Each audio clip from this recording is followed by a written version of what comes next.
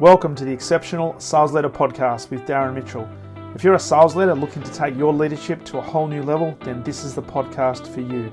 We'll be exploring tips, techniques, and strategies to help you take your leadership to the exceptional level and allow you to enjoy more money, more meaning, and better sales results.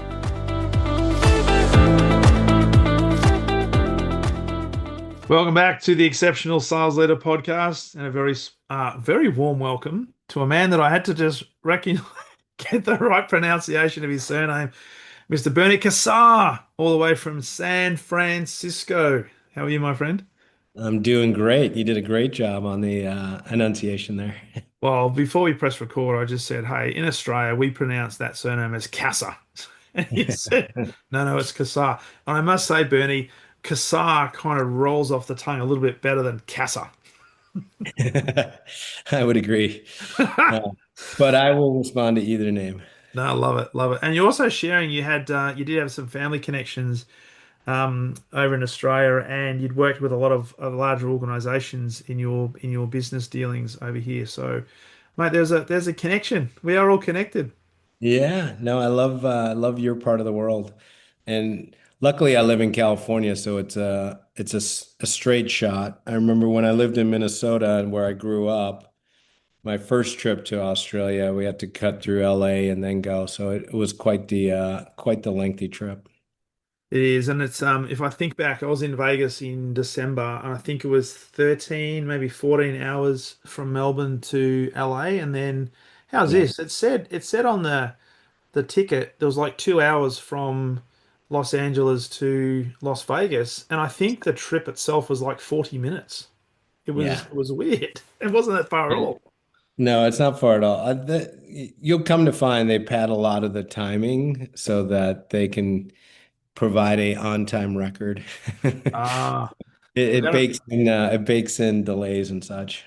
well, that's when I realized as I was going through all of the security that because in Australia you don't have to take your shoes off going Yeah. through security, but in LA, you literally had to undress. You had to put everything in one of those buckets. Just unbelievable.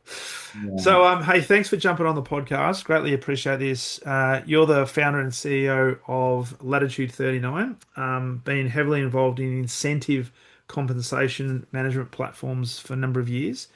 Yeah. Love to talk to you today about that, but also about the new venture you're moving into as well around productivity and the product Hit Quota, the business Hit Quota you're going to be ramping up as well. Before we jump into it, always love to get a bit of background, Bernie, on the guest in terms of what led you to do what you do today. So, I've actually, in full transparency, I haven't actually spoken to somebody for a long time in relation to incentive programs and motivation for sales teams and businesses. So, Yeah. this is a bit of a different one for me. But I'd love to know a bit about your background and what led you to do what you do today, Sure. and we'll pivot into what you're doing moving forward. Absolutely. So I started off after college, I started in sales. And so I've carried a bag, carried a quota, and had a comp plan.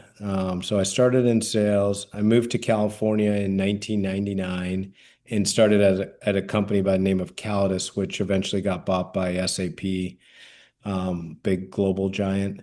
But between Callidus exactly and Latitude 39, we all did the same thing, just selling to different size customers. Hmm. And the idea was, or still is, incentive compensation is a very powerful solution. So when I started at Callidus, I just fell in love with the space and stayed in it because you can actually create comp plans that drive the right or wrong behavior. And we've seen that many different times in many different industries, from Wall Street being as the biggest example of being able to operate against a comp plan, but also have really bad results because Yeah. you really my previous CEO, Chris Cabrera, wrote a book called Game the Plan. And basically every comp plan can be gamed. So as a sales leader and a finance leader, you want to be able to write the plan that even if it's gamed, it's helping the company as well. Yeah. But to answer your question directly, I just got into space and it's a familiar space because if you've been a salesperson, everybody understands comp and it's Mm, easy to explain and the benefits become even easier to show. mm. And it's a fascinating topic because every sales team and every sales organization I've been involved in has had, you know, different degrees of attractive comp plans, but still they've had compensation plans. And it's interesting you mentioned about the gaming because I do remember a number of salespeople in back in the day who would game the system to the point where I had one in particular that made so much money that the general manager of sales retrospectively changed their sales targets after the year to minimize the amount of commission they would have to pay out to the individual. Yeah, it's weird is that you can have comp plans where the salesperson does really well because they figured out where they can make their money, but the overall company is not doing well. Mm, And that's just not a win for both sides. So it's a very strategic weapon that if used properly and simply, you don't want to overcomplicate things. It can be very valuable to the sales leader as well as beneficial to the salesperson because at yeah. the end of the day, they're coin operated. And we're not saying that salespeople are simple people, but sometimes you just wind them up and let them go, and off they go. And if Yeah. they're and this because this is one of the questions, one of the top of mind questions I wanted to ask you was in relation to this thing called motivation and inspiration. Yeah. So, having been involved in this business for such a long time, has your thought process around what motivates salespeople changed insofar as what incentivizes and what companies should be doing as incentive programs? It hasn't. It's the no matter what company you go into, and I should say expand a little bit on my career. So I started in sales, then I went into business development, building alliances, and a good portion of my career, I was chief customer officer. So I was Mhm. dealing with after the sale.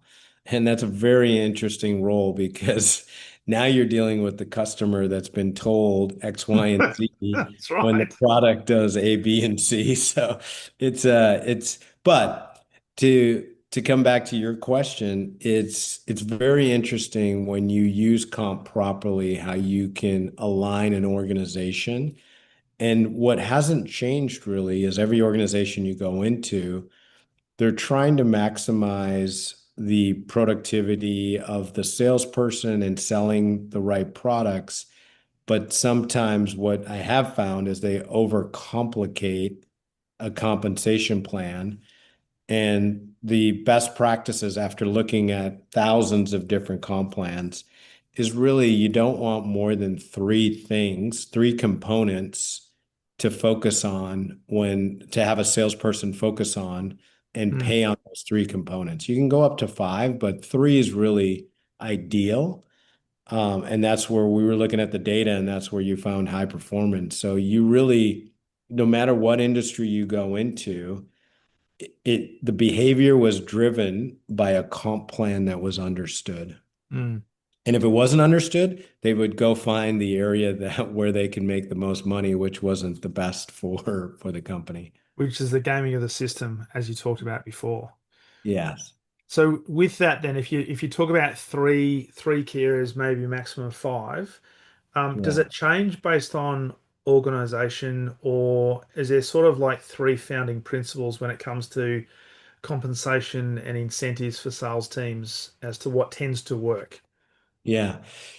So when I say components, you can have as many tiers as you want based off of performance, and increase the percentage of payout based off of higher performance, obviously. Yeah. The components piece of it, it's really around what do you want them to sell? So if you go back to the most basic example, old CEO in this business would always refer to McDonald's, which is a um, global corporation, so it will resonate with everybody. It's you sell the hamburger, but then how do you get them to buy the fries and the shake or the Mm, soda? where, it's higher margin products. Soda is a very high margin product. Yeah. And so if you create the right comp plan, it's okay, how do you sell just a lot of burgers? Because that's your meat and potatoes, no pun intended. Yeah. But how do you get them to sell those extra products around the side that have really high margin and you want to incent them to pay Mm. more? So they're starting to bundle and think strategically that way. Yeah. And that's how comp gets really powerful, is being able to focus on your day in and day out products, but as you release new products, whether you want to push them into the market, so you're selling more of the new products Mm. and pay higher amounts early days, or sell the higher margin products that might not be as sexy. Well, it's all about conditioning, isn't it? In terms of and not wanting to lead the witness, but to want to give people the appropriate incentive to funnel customers down a path where Yeah. there's going to be value to them, but also reasonable compensation for the sales team that sells that high margin product. Correct, correct. Because then you're okay paying more money for that Yeah, because the company's making money and the individual can make money as well. yeah. Has there been any, over your journey, has there been any examples where perhaps organizations have got it wrong? And before Latitude 39 came in, where perhaps there's been a level of distrust Yeah. amongst a sales organization where compensation might have been good for a small amount of people. There might have been some that gamed it, but it didn't actually provide the change in behavior they were looking for. Yeah. I think so definitely distrust. Got into a lot of companies where sales reps would quit because they didn't think they were getting paid properly. Yeah. This comes down to if you don't have a system and if you get to a certain size sales team, then you're really running it on Excel or some homegrown product or a combination of the two. And really, the distrust comes in when they have no visibility in how they're getting paid, Mm, and they have that there's just errors in the system. And so where we try to come in, all the different companies I've been at that automate this process, is you want to have it automated in a way that you have the data. And this is the wild thing. You get VPs of sales, which I love. I started off in sales, like I mentioned, but they'll get in a room and they'll work with the finance team and they say, this is how we want to pay. But they never ask the question of is that data exist anywhere? And so if you have to manually track things and it starts getting a little bit cumbersome, and that's mm, where errors are going to get introduced.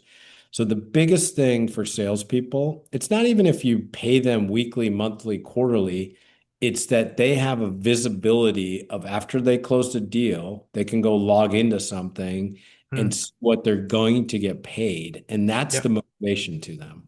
Yeah. And so that distrust comes in when companies are actually sending, sometimes they pay and then send the record afterwards or at the same time. And that's where disappointment sets in. Or you have some companies that sometimes change the goalposts after the fact, Yep. or they make the compensation plan so onerous and so difficult and complex to understand. There's all these little hidden clauses and hidden conditions that exist versus keeping it simple, keeping it straightforward, and keeping it visible. Yeah. So visibility, and then you nailed it. If you create a complicated plan, it's not doing anybody any good. And Mm, sometimes they think, oh, well, if they overperform in one area, this is how we're going to get them with this clause and protect the company. But in retrospect and looking at all these things, it's better just to keep it simple. And if you keep it simple and keep it aligned to your corporate strategy and set the right quotas, mm, want them to blow it out. You yeah, want them to do really well because that means the company's also doing well. yeah. So I'd love your take on this. Having been in the industry for so long, I worked obviously in a couple of big organizations here, being the telcos, Optus and Telstra for many years. Mm. And when I got into sales leadership roles, I was flabbergasted that the company would turn around and say, "We have a budget for commissions." So we've got a finite bucket of money that we're going to allocate for commissions or for incentive programs. Yeah. And yet the messaging around that was, hey, almost as a salesperson within this industry, you can have unlimited earnings. Yeah. So because you talked before about making sure that there's benefit for the sales team and salespeople to drive certain behaviors, but also that it's fair and reasonable that the company can actually still maintain profitability so that we're not losing money at the back end. Yeah. What's your thoughts on this? Because I when you've got an organization that talks about, hey, unlimited earnings, but then they put caps on it to say we've only got a finite number amount of money as in a budget to Yeah. allocate it, it sort of sends two different messages. 100%. I'm not a big fan of caps. And so you want to structure a comp plan that allows people to over exceed. Even, obviously, salespeople aren't big fans of caps either. You can put a cap in just to protect for some unreasonable cases, but those should be corner cases. I think you should structure a comp plan where there is no caps. And it now matters about what are you paying for base salary versus commission, Mm, structured in the way that they truly believe they can earn as much as they put into it. yeah, And that comes back to quota setting, territories, and things of that nature. But I'm yeah, not a big fan of caps. I think it's definitely it motivates the individuals. yeah. Because and then you've got to look at maybe one of the components because you mentioned what to sell.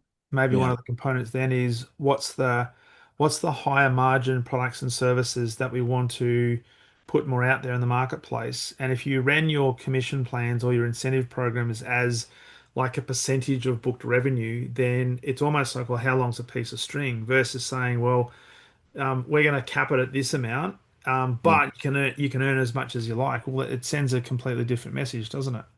Correct. Correct. It's very interesting and it's all I mean sales on the other side of it when you're actually selling stuff to the customer is all optics, right?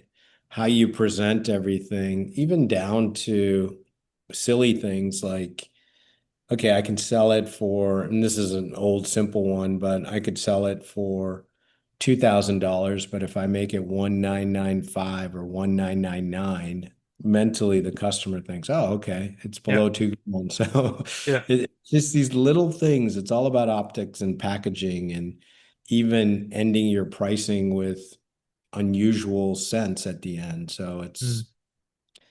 it's not $75, it's $75.07 or something the, the deal desk really created this pricing, and you're getting the best pricing possible. As the perception of maybe the perception of value or the perception of a discount that psychologically means that the customer's more likely to lean into that, lean into Yeah, that. So that leads to then mindset in relation to how much does mindset play into this, both from a because you've got the incentive program that's created, so you've got to have, I guess, sales leaders leading the way with that. You've got the organization that is putting in place the incentive programs, but from a selling point of view, how much of the work that you do is linking incentive programs to make sure we're providing as much opportunity, but also, I guess, driving behaviors and mindset in particular from a selling perspective, yeah. so they kind of, I don't know, coexist or at least collaborate with each other, for want of a better term. Sure. So the first part for when it comes to comp, I think the biggest thing is visibility and having access to their comp plan that they understand. So being able to understand your comp plan and have access to it through a system. Secondarily is you can log into that system whenever you want and see what commission is owed to you, Mm, and what you've been paid. That in itself allows for a positive mindset. You mentioned at the beginning Hit Quota is a new venture for us, and that really starts focusing on productivity, motivation, inspiration, and mindset. If quickly describing Hit Quota, when you open it, it's actually a tab within your browser that opens up. Starts off with a quote, starts off with a mantra. It's a beautiful landscape picture. And Hmm. as a sales individual, when you sit down to start your day and you have that, mindset is everything in sales. Mm, If you don't control your mindset, you're not going to be a good salesperson because it is a very grueling position, as you know. mm, And starting off with some positive momentum with really simple things like I just mentioned that make you mm. think a little bit, really helps get you inspired and start your day.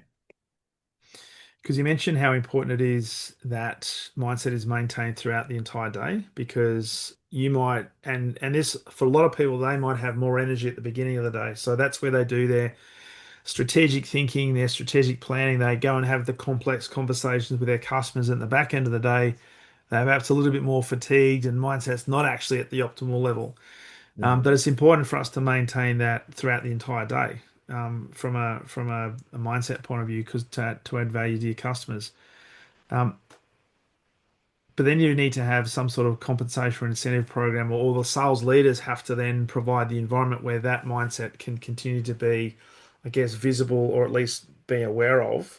Um, Yeah. what sort of part do you guys play in helping that? Because you can provide incentive programs that are purely the financial, but do you get Yeah. in the work you've done in any of the work around, well, what's the non-financial incentives? What's for want of a better term, the well-being stuff, which is linked to the mindset? Yeah.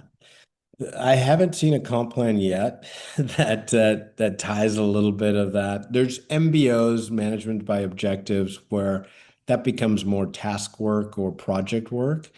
But I think as we move into these next few years, COVID was a great, we were talking a little bit about this before we started. It Mm, was a great experiment for controlling minds. mm, And so you saw a lot of things coming out of COVID with, okay, how do you get a healthy mindset because people are now not interacting the way they used to, and mental health all of a sudden became a big thing at a lot of companies. Even our company, we would give a mental health day off, like one Friday every month. They would get off to go just decompress. yeah. And I think it has carried over a little bit into what we'll probably see into the future.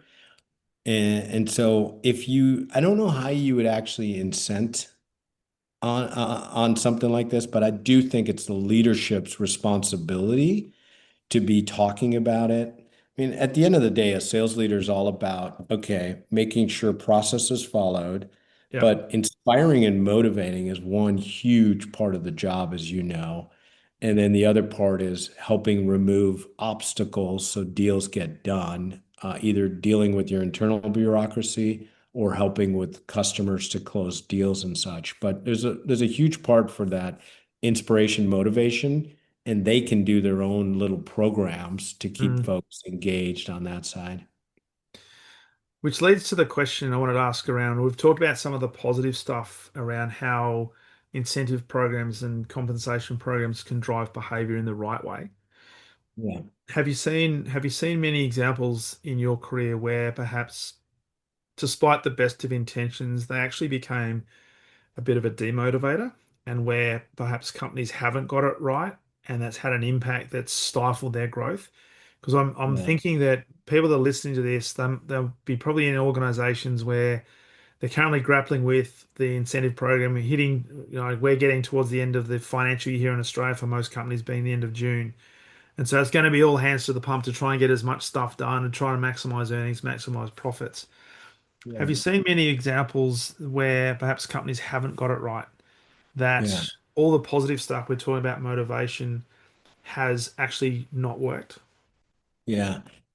So there's a couple of cases. These are more tactical, where you will create comp plans that if a sales rep meets their number for that month, they could close another deal, but the way the comp plan is structured is they'll make more money if they carry it over and wait till the next month to close it. And I think that is in itself is it's a bad situation. At the end of the day, the whole reason the sales rep has a job is because the company exists and they're selling products. So you got to Mm, look out for the company first and how the company operates so that there's more than sales to the company. There's mm, people that make the product, there's finance, there's all the administrative stuff. So when you look at comp plans, you got to look for those little loopholes where this is going back to gaming the plan, but when a sales rep can actually, on a negative side, hold back a deal thinking they're going to make more money next month. And you probably have heard this a million times, time kills all deals, yeah, then nobody gets the deal. yeah. So there's an incentive plan that they think they're going to do better, but then at the end of the day, you got to take the kill when you have the opportunity. Take the kill. In other words, don't sandbag. Don't put it in the bottom drawer and whip it out on the 1st of July. Hey, it's the big deal. No, exactly. Or because, if they didn't get it signed and done and they think they're going to get it next month, so much can happen when you have that momentum and you have all the yeses and you're ready to go. You should just execute because, as I mentioned, time kills all deals. It reminds me of a saying we used to have in corporate that stop selling after the sale. So Oh yeah. know when to hold them, know when to fold them, and know when to close the deal and then walk away. Yeah, yeah, no, exactly. I think that same term we have is once you get it, yes, just stop selling because you can only get yourself in trouble. Absolutely, absolutely. So, Yeah. from your experience, because I know you're sort of pivoting now, moving forward, taking on the Hit Quota productivity tool, which I'd love to talk about. Is there Yeah. anything that in 2025, looking back on the last number of years you've been involved in this business, is are things changing? Has COVID, for example, had an impact on the way organizations are compensating? As sales leaders change in the way that they're trying to build compensation or motivation programs for their team? Have Yeah. things changed in say in the last 4 or 5 years? And do you see things continuing to evolve, or is it pretty much still the same? Because hey, if we actually incentivize people to get some good coin at the end of the sale, that's what's going to drive the behavior. Yeah, a little bit of both. I think that it's always going to be the number one driving rule is the money that these folks can make. But I do think, depending on the organization you're at, where if they've relaxed the work from home or remote, what's it like, by the way, in your neck of the woods? Do you find companies are asking people to come back to the office, or are they still being relaxed on it? It's really interesting, Bernie. There's a number of companies that are trying to mandate coming back to the office, Uh-huh. and some of them are even saying, well, if you would like to work full time at home, we're going to dock your pay. We're going to pay you less full time to work from home than you would if you came into the office as a way of trying to incentivize them. Yes, yes. You look Yeah, at me like, really? Is that the? Yes, and yeah, I don't know how legal that is, but I've actually spoken to a number of organisations that are doing that. There are other organizations that are saying, hey, come back 2 days a week, but those 2 days are going to be your choice. And yeah, we want to get people back because the collaboration, we know that when people are yeah, together, it helps with a whole host of things. The big yeah, challenge, though, is, and particularly when the government forced everybody, and I was saying before we press record that in Melbourne here, we're the biggest, longest lockdown city in the world around COVID, something like 221 days.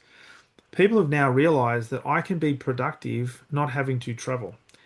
And where you look yeah, at Melbourne, where Melbourne's quite spread out, and so there are people that potentially live hour and a half, 2 hours travel away from the office. And when they think, you know what, if I don't have to do that, I can have that time back and be more productive and be better for my mental health and physical health, then why would I yeah, come back into the office? That's a bit of a challenge, and companies are grappling with that concept.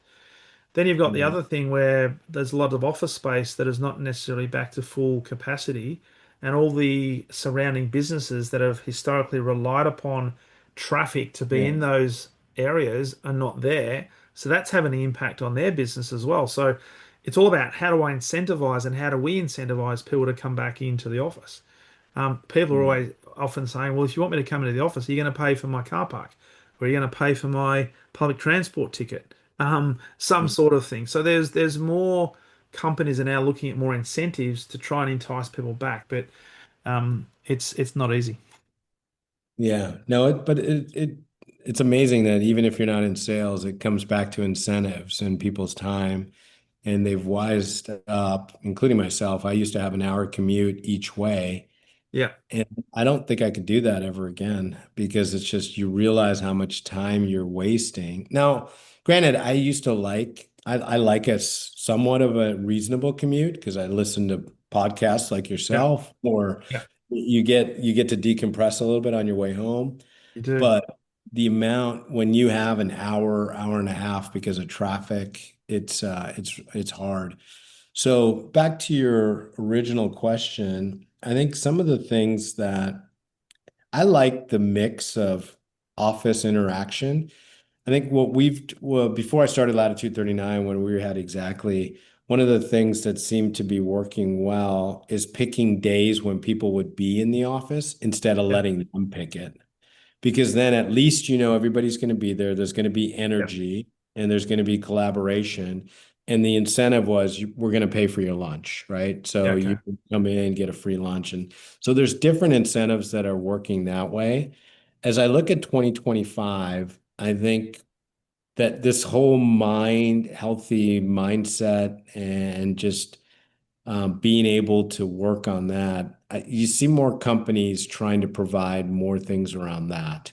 And Hmm. that's where this whole idea of hit quota came into play is, okay, how can we give them a space for an individual sales rep to be able to start um, managing their day in this solution where they can track all their tasks. One of the biggest things, and I just coined this the other day, it used to be with power comes responsibility, right? I think that was Spider-Man. And I do believe with focus comes responsibility could be the new thing because I Yeah. do think if you focus on certain tasks one at a time, humans aren't built to multitask, even though we think we're really good at it. Um, if if you can start training the younger generation or changing habits of folks that are more experienced to realize that we're in a world of so much interruption, that if you can take scheduled time to focus and Mm, just get those tasks done, you'll be more productive in 4 hours than working 8 hours but being frazzled all over the place. that's it. And that's what companies should care about. And it's funny you should say that because I do a lot of work with leaders, obviously, and one of the questions I ask them is how often do they set aside time for themselves just to reflect and to think? Yeah. And as you mentioned, we've got so many disruptions coming at us and so much information coming at us every single moment. It's almost this unconscious expectation that we're always going to be doing something. So we always keep ourselves occupied. I Yeah. even see it, Bernie, going, if I'm in a corporate space, I'll just watch people that go from the training room to say the lift well. Yeah. And the number of times they look at their phone or when they get to the lift, they're looking at their phone. Very Yeah. rarely do they actually interact free of the device with another person or just Yeah. think, right? There's always these disruptions. So having the time to decompress and to review and to relax and do things one at a time. The other thing I Yeah. have done in the past as well is done productivity training, and I'm very big on that you can't multitask because your focus goes from one task to the other, and there's little Yep. mini microseconds that means you've got to get back to that original task, which means it's harder to get back to it. So Correct. I fully agree with that in terms of doing less and just simple things like being present. So if you're a leader, if somebody comes in and I see this all the time, a leader's sitting at their desk typing away on their computer, somebody comes in and says, "Hey, I've got a minute." Yeah, no worries. Just let's have a conversation, and they continue to type. Just the act of stopping to type, turning the laptop off or putting the lid down, coming around from the desk, and then having a conversation can make the world of difference to that person Yeah. that's coming to see you, which, by the way, is an incentive and it's a motivating force. So, And it's a definition of a good leader yeah, because at the end of the day, good leaders always listen. And whether you genuinely feel it or not, the recipient if they can feel that you care about them and you're focused on them, whether it's a minute or two, makes a huge difference. Yeah. And there's a lot of oh, I was going to swear at the You can use that. You can there's a use lot that. of shitty leaders out there because they don't take it, and it's common sense stuff. They're not doing it on purpose. It's just I don't have my phone near me. Think, oh, here it is. It's this thing has changed our world to Yes. just really not be present, really not take that time to think and focus. And I don't know. I'm really going back to basics. And this is where I'm hoping when your original question is what's going to change in Yeah. 2025 moving forward, is I think we can get just as much done, if not more, and more quality work by just reframing how we use our time and really getting back to deep thinking focus. Because AI, we haven't even talked about that, is a whole different ball game that's changing the landscape. Totally. So, without, at the risk of creating a cliche or repeating a cliche, which I often talk about, but I'll do it anyway. Um, People, leaders, salespeople, individuals, we're so focused on doing. Yeah, And so, if we are doing, we've got to remember that we're human beings. So, instead of focusing on all the do, how about we start focusing more on who do I need to be in this moment? Who do I need yeah, to be in this conversation? Who do I need to be in the next half an hour? So I can focus on that particular task, but think about what version of me, and I'm not saying become something, I'm not saying become somebody that you're not, but really yeah, focus on what is it going to take from an energetic point of view, so I can focus on this particular task or this particular person for the next 30 minutes to get yeah, it done at a really high level, because yeah. doing that more and more will mean that we're starting to retrain ourselves to it's we're not here to do because Yep. that's what society wants us to do, right? Because everything you look at, it's an attention grabber. So we Yeah. need to stop and we need to slow down, which I think, moving into the hit quota conversation, I'm sure is gonna help that, because you mentioned earlier that when a sales rep gets into their computer, they've got a nice Landscape. image and landscape that pops Yep. up, that automatically is a bit of a pattern interrupt, because that's probably not something that they would normally see at the Yep. beginning of a day. Well, you actually said something that I like to talk about when I talk about hit quota is you're retraining the brain. There's a concept of a Pomodoro clock within hit quota. And so by turning on focus time, you hit this clock, it starts. It's also tied to background music. I have the ocean. So all of a sudden you start hearing ripples of waves. You can have rain, you can have frequencies, Yeah. you have a number of different choices. It automatically triggers me to go, okay, now I'm going into focus time and I'm only going to do one thing at a time. And Hmm. it's weird how your brain starts reacting because you're doing things differently, but you're also doing it in an intentional way. Mm. And that's the hope of Hit Quota is it's built for the individual sales rep so they can go to the website and buy it themselves, or a sales leader can buy it and provide it to the team and they get a few more features where there's announcements, there's things they can do within the application to motivate the team. I like to send out videos from YouTube, whether usually it's usually athletes like Yeah. Kobe Bryant or Michael Jordan or little speeches from coaches. They're great motivators. Yeah. Like putting things like that in front of salespeople and your team changes the dynamic and it changes how they think of you as a leader Mm. without you having to be the leader that comes up with that speech. Well, truth be told, I found myself when I was at Telstra, having to often do the motivational speech at the beginning of the week to try and Yeah. incentivize these guys, who, by the way, were very experienced, to Yeah. go and sell, right? And thinking, wow, what was I thinking? What was I thinking? No, you have to do it. I mean, that's part of the job, but it's also nice to do it and then reference a short video in your speech and then Mm, deliver that speech so that they can see it in real life. For me, it's impactful. I love hearing different folks, especially highly successful. And all of them always talk about failure was part of the process to get to success. Yes. And so Yes. it's good stuff. It's interesting you say that because I'm a big fan of John Maxwell and he talks about failure and success are Yeah. not diagonally opposite. They are together because you can't have one without the other. So fail quickly, fail forward, and you'll end up being successful in whatever definition success is for you. Question I wanted to ask you, Bernie, in relation to Hit Quota, because it sounds like it's a great app. If is it an app or is it just a browser? It's an app, but it's in your browser. So Yeah, if you can imagine when you open a new tab, yeah, 99% of the people have a search engine that pops up, whether it's yeah, Google or just a blank sheet. Instead yeah. of that, you would get hit quota. You'd Hit still have Quota your comes up. search capability, but that's what pops up. Yeah, yeah. So because I can think that sales leaders out there or leaders trying to incentivize their team, trying to motivate their team.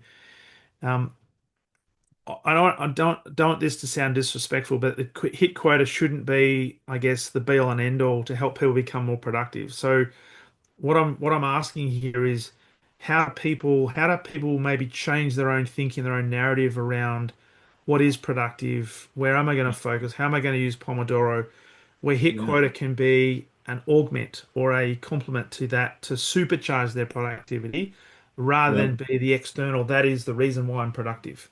What are some Yeah. what are some thoughts around that? I think you're 100%. Any software package is not what is actually going to make you productive. It's in some cases it makes you less productive, but it's how you use it. It's the reminder. When you're working out, why do you stretch before and after? It's just things you start creating habits around. And Mm, that's what hit quota is for. It's like a framework. So I'm not saying you're going to use this and all of a sudden you're going to be at 300% of quota. I'm saying with anything, you have to put in the time. And if I can help you with a framework that allows you to do it better and just more seamlessly, and it just becomes part of your habit, that's yeah. what it's all about. And is it something that we can input ourselves in terms of key tasks, or is it gives some and then it just provides a framework to put those in? So I think at the start of the week, what are my key vital few that I need to do this week? I can Yep. put that in so it becomes a like a to-do list for want of a better term, but it's the reminder each and Yep. every day that I don't have to think about it because I'm going to be prompted to do it. Exactly. There's a couple different folders that you can create as many to-do folders as you want. You can have one, or I like to use multiple where I have today is my main folder. So either at the night before or when I wake up in the morning, I put in the must-do items into today. Everything else just stays in my to-do inbox. Hmm. And so I capture everything on the weekend. Whenever I think of something, I put it in there. And then I just move what I need to do to today. Yeah. And it ends up being, believe it or not, only 2 to 4 tasks that are Mm. must do. But I think about it as if I don't get these done, I haven't done what I needed to do today. And Yeah. so when I move them in, so that's how I keep track of it. And then there's a direct tie with when you start the Pomodoro clock, it starts queuing up your to-dos for today. And so I Yeah. already set them up in priority and boom, that's the way to knock them out. Yeah. And by the way, when you're using the Pomodoro clock, make sure you turn your phone on to do not disturb. Yes, that could be a new feature of being able to automatically put your phone in another room or put it in do not disturb. Man, so I know you're about to launch into this and it's in the early phases, but what's the big, I guess the big vision? You're still going to run Latitude 39. You're bringing Hit Quota on board. What's the grand vision for you over the next few years, and what do you think this can have an impact on in terms of helping people, leaders, salespeople, operational people in terms of their Yeah. productivity and therefore I guess the gains they're going to drive for the business? Yeah. Well, comp has always been around. It always will be around. It's one of the oldest things out there. Just incentivizing behavior. So that's going to take its track. I think with Hit Quota, what I'd like to do is have it mature as a product, listen to sales leaders where they add input. It's already available today, but it's pre-launch. So when I say that, it's not where I want it to be. Yeah, And I want the sales leaders and the individual users to come in, buy it, start using it, and giving feedback.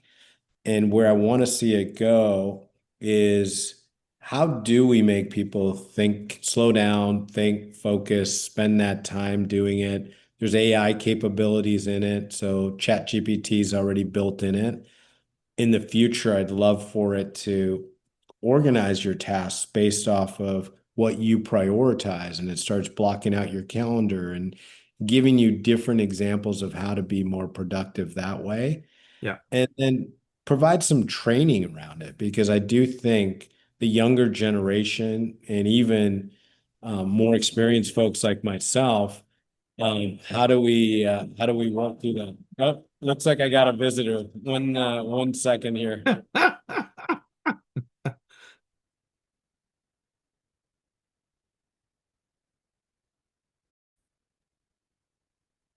Where did I leave off? That wasn't expected. Well, But hopefully really, they came bearing gifts. yeah, is being able to, with the younger generation or the more experienced folks like ourselves, is retraining the brain Mm. to work in a much more productive way. And I just spent some time in Italy and I have two kids going to school there, and I feel like that I'm gonna want to live there part-time and Yeah. basically adopt their their way of living, which is actually living life, but still getting things done, right? And eating good Italian food, drinking nice wine, Yeah. and doing a lot of sleeping. That's right. A little bit of coffee every once in a while, but there's parts of their culture that we should all pick up on, which is put away the phone and interact with people. And when you think about that, I mean the whole thing we're talking about today is obviously how to incentivize, how to motivate, if you like, sales teams through compensation programs, but also productivity and how you get the best return on investment, not just for yourself, but from a company point of view.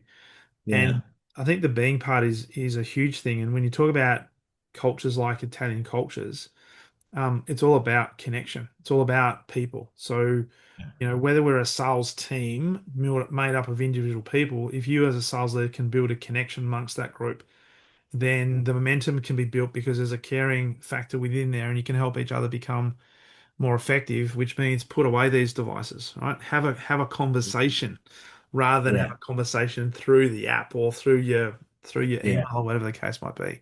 Talk. 100%. Yeah. 100%. Hey Bernie, it's been a great conversation. Where can people learn more about you, particularly also Latitude 39 and Hit Quota? Where's the best place for them to go? Yeah. So Hit Quota is just hitquota.com. And same with Latitude 39. It's latitude39.com to Yep. find both. And then I'm on LinkedIn. So if you're looking at this podcast, feel free to drop me a DM on that front. Nice.